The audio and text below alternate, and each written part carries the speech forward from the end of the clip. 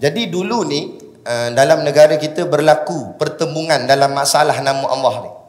Apabila perkataan Allah ni nak diguna pakai di dalam Bible. Jadi bertembung dua kumpulan. Saya tak nak sebut nama kumpulan tu, pandai-pandai fikir saja. Dua kumpulan. Kumpulan pertama kata tak boleh guna nama Allah dalam Bible. Okey, bagus jawapan dia. Kumpulan kedua pun jawab sama tak? Tak boleh guna nama Allah dalam Bible. Dua-dua jawapan sama, kata tak boleh. Tetapi yang membezakan dua kumpulan ini alasannya. Bila ditanya pada kumpulan yang pertama, kenapa tak boleh pakai nama Allah dalam Bible? Maka kumpulan pertama ni jawab apa? Dia kata kerana Allah itu untuk orang Islam, Jesus untuk orang Kristian, dewa untuk orang Hindu ataupun Buddha. Dia kata.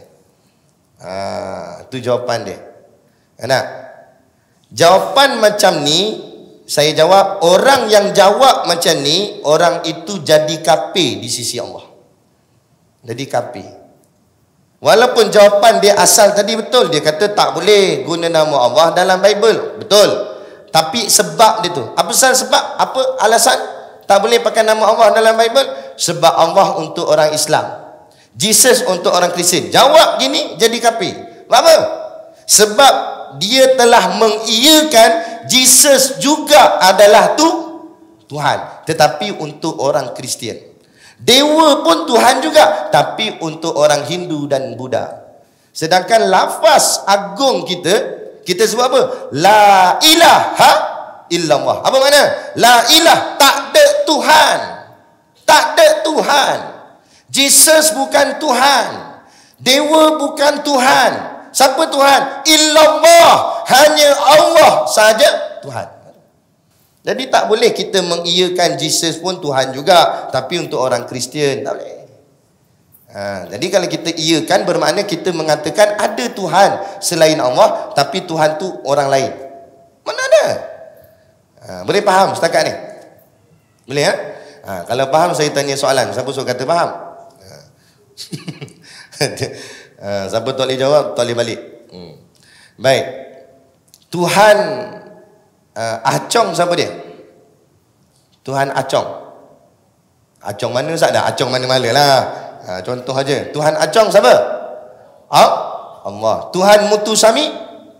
Tuhan Lingua Ek? Tak sungguh ni, tak kira lah nama siapa-siapa. Nah, Tuhan orang Kristian? Allah lah. Tuhan setan? Bukan Tuhan tu setan. Tuhan kepada setan. Siapa? Tuhan Dajjal? Allah. Semuanya Allah. Sebab tak ada Tuhan melainkan Allah. Itu kena jelas betul-betul. Inilah namanya akidah. Inilah namanya tauhid, mengesakan Allah. Jangan duk sebut-sebut ngaku-ngaku ahli sunnah wal jamaah, ngaku-ngaku beriman, tapi yakin yang lain juga ada Tuhannya, tapi untuk agama lain. Mana boleh? Sebab tu kita tak boleh meraikan agama lain. Tak boleh meraikan agama lain. Tak boleh menghormati.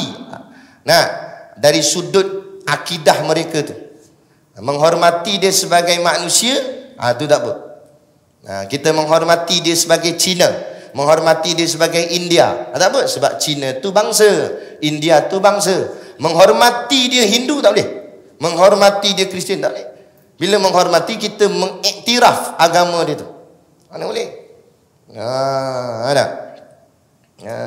Itu kena jaga benda-benda gini. Ini jaga benda boleh merosakkan akidah.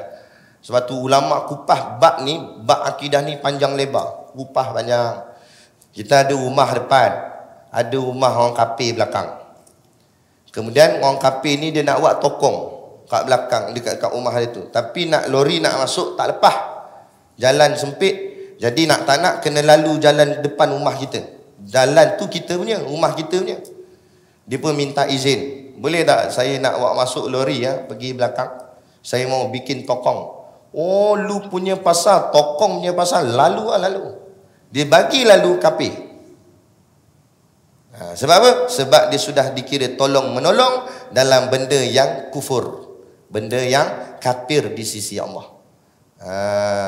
Kalau tolong orang minum arak, bukanlah kata tak apa, dosa dah tapi tak sampai kafir, dosa saja. Tolong belikan arak untuk kawan tu, dosa tapi tak sampai tahap kafir. Tapi kalau tolong dalam bab syirik, jadi syirik. Jadi kafir. Lepas tu jaga. Kita ada kedai hardware, dia nak beli butter kita. Kan? Kebetulan dia cerita, saya mau buat tokong, kita tak boleh jual butter tu kat dia. Jual, dikira membantu melaksanakan benda yang syirik di atas muka bumi Allah. Anda kena jaga tu. Tapi kalau dia tak cerita dan kita pun tak nampak dia ni memang ada gaya nak buat tokong, tak usah tanyalah banyak hal pula. Nak buat apa ni? Beli batu ni. Saya nak beli pasir. Pasir nak buat apa? Simi. Jangan. Tak, dia beli. Biar dia beli. Kan? Tak ada masalah. Walaupun rupa-rupanya bila dia balik, dia buat tokong. Kita tak tahu. Tak tahu dimaaf. Tapi kalau dah tahu, tak boleh. Jaga tu. Bab-bab akidah ni panjang nak cerita. Dan tapi tak boleh lama-lama orang nak balik awal. Bunyi dah titik. Bunyi dah titik. Dah separuh masa pertama dah tu. Kan? Whistle bunyi dah. Mana tadi? Okey, habis. Khas pada nama dan khas pada mana. Jadi kumpulan pertama tadi, dia jawab gitu. Jawapan ni salah. Kumpulan yang kedua, dia kata tak boleh pakai nama Allah dalam Bible. Apa pasal tak boleh? Maka kita jawab, jawapan ni yang betul. Dia kata tak boleh pakai nama Allah di dalam Bible kerana perkataan yang nak guna pakai Allah dalam Bible tu, itu bukan Allah yang sebenar. Sebab apa? Sebab di dalam Bible menyebut God itu, Tuhan itu ada anak. Betul tak? Dalam Bible kata Tuhan ada anak. Sedangkan Allah yang sebenarnya lam yalid wa lam yulad. Ia tiada beranak dan tidak pula diperanakkan. Maka tidak tepat dengan sebenar-benarnya sifat Allah. Maka bila itu bukan sifat Allah, maka itu bukan Allah. Tapi kalau bertepatan sifatnya, tak apa, tak ada masalah. Tak payah kata Bible, dalam kitab buku apa pun tak apa, kalau bertepatan sebenar. Tapi berani diubah, dia tak nak ubah. Itu. Kalau betul kamu beriman dengan Allah, kita cakap pada orang Kristian, dia nak pakai nama Allah. Kalau betul kamu beriman pada Allah, beriman pada Allah dengan sebenar-benar Allah yang sebenar. Iaitu Allah yang tidak ada anak dan tidak diperanakkan. Berani diubah. Kalau berani ubah, masuk Islam. Jadi orang beriman. Tapi tak, dia nak berpegang bahawa Tuhan itu ada anak. Lepas tu dia pegang Trinity. Di langit Allah, di bumi Jesus. Mak dia pula Maryam. Jadi Allah ada mak, ada anak, ada gini. Pelik ni apa benda ni? Ada kita tentang. Itu sebenarnya. Lepas tu kita kena faham. Jadi maksudnya bukan hanya iman ni, akidah ni bukan atas permukaan ni. Dia kena sampai dalam. Dia kena faham kenapa kata tak boleh. Sebab apa? Untuk apa? Kerana apa? Tu kena jelas. Bukan semata-mata kata tak boleh pakai nama Allah dalam Bible. Setakat jawab gitu belum tentu selamat. Kalau kena macam kumpulan yang tadi ni, finnar, dalam neraka lah jawabnya. Sebab tu kita kena jelas. Itu kita kena jelas. Lepas tu kadang-kadang ni banyak ni dalam masyarakat kita risau ni. Dia berkawan. Ni sekolah kebangsaan kan campur. Yang bukan Islam, ada bergaul. Campur tu tak salah. Moga-moga boleh kita dakwah dia masuk Islam, itu lagi baik. Tapi hati-hati. Kadang dia bawa satu kefahaman semua agama baik. Ni jaga ni. Maka orang pun mula kata you Hindu pun baik, you Buddha pun baik, you Kristian pun baik. Jaga tu. Mana boleh cakap gitu. Kalau kita cakap Cina baik, India baik, tak apa. Sebab Cina tu manusia, bangsa. India tu manusia, bangsa. Tak ada masalah. Tapi bila mengiyakan agama lain, itu murni, suci, habis rosak. Inna dina indallahil Islam. Sesungguhnya agama di sisi Allah semata-mata Islam. Tak ada agama lain. Allah tak iktiraf agama lain. Lepas tu kena akidah ni kena betul-betul kejap, kemah, kuat. Lagi-lagi di akhir zaman, zaman yang orang cakap apa? Penuh dengan fitnah. Inilah nanti sebelum Imam Mahdi muncul, Yahudi gerakan mereka ni yang kita kenal dengan nama Freemason. Mereka ni akan bergerak seluruh dunia. Sekarang ni dah tengah bergerak lah ni. Dia akan bawa konsep peace. Tu dia buat isyarat gini. Mereka kata dua jari ni masuk tanduk setan. Peace. Kan?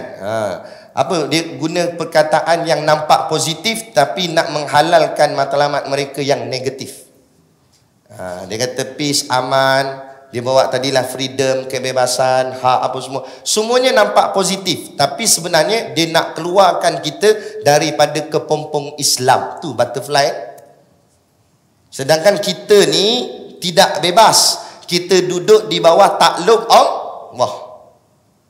Mana ada bebas? Kita duduk bawah takluk Allah. Ada hukum hakam Allah. Tiba-tiba dia nak bawa kita keluar daripada situ. Keluar daripada situ diertikan keluar daripada Islam. Ni tu sebab kerajaan Turki Uthmaniyah jatuh. Sebab Kamal Atatürk ni dia nak bawa kebebasan ni. Tak nak ikut undang-undang Islam, tak nak apa semua. Jatuh khilafah Islamiyah. Punca dia. Ni zaman ni bawa ni. Dia bawa keamanan, dia bawa konsep nampak macam baik, nampak macam positif. Dia kata kita hidup harmoni, jangan gaduh-gaduh, semua agama sama, semua agama baik. Nampak tu. Bila dia bawa begitu, mesti ulama kita akan tentang. Betul tak? Ulama akan lawan, ulama kata tak boleh. Mana boleh, semua agama sama. Islam sahaja yang terbaik, lain semua batil. Maka dia akan tuduh Islam ini ekstremis. Nampak tak? Nampak dia kata, tengok. Oh, dia tak boleh nak sama dengan agama lain. Dia seorang je betul, agama lain tak betul. Nampak? Maka Islam ni ekstremis. Dia akan tuduh kita gitu. Maka start daripada situlah yang Nabi kata semua mereka akan kerumun kepada kamu Islam. Mereka akan lawan kita habis-habisan. Dan waktu itulah Imam Mahdi akan muncul untuk selamatkan agama kita. Serius je ni. Tu nak bagi faham. Sebab tu saya sonok kat Masjid Al-Mustaghfirin ni, kita dari depan ni, kalau duduk depan ni nampak semua tau tuan-tuan. Tuan-tuan kalau sekali-sekali duduk ganti tempat saya. Nampak semua. Kalau tuan-tuan duduk situ nampak saya seorang. Ni saya nampak semua. Jadi nak ceritanya saya tengok semua ni, kebanyakan saya tengok ramai anak muda, alhamdulillah. Jagalah anak-anak muda kita, jagalah agama ni, jagalah Islam ni. Di akhir zaman ni macam-macam. Kalau siapa lagi nak jaga agama ni kalau bukan kita? Tak apa, kalau kita bukan alim sangat, kita bukan warak sangat, tapi dalam hati kita sayang pada agama ni, sayang pada Islam, maka kita jaga Islam ni baik-baik. Tak apa, kita tak nak pakai jubah, tak nak pakai kopiah serban kan? Mungkin orang cakap apa, dia kata nak t-shirt sikit-sikit, seluar jeans, tak apa, tapi dalam hati Islam, dalam hati sayang Islam, sayang Allah, sayang Rasulullah. Lama-lama tu insya-Allah dia akan bawa perubahan pada diri tu, sikit-sikit pakaian dia mula berubah. Tapi bermula pada hati dulu. Kan? Jagalah agama ni. Makin lama makin mencabar keadaan hidup kita ni. Baik.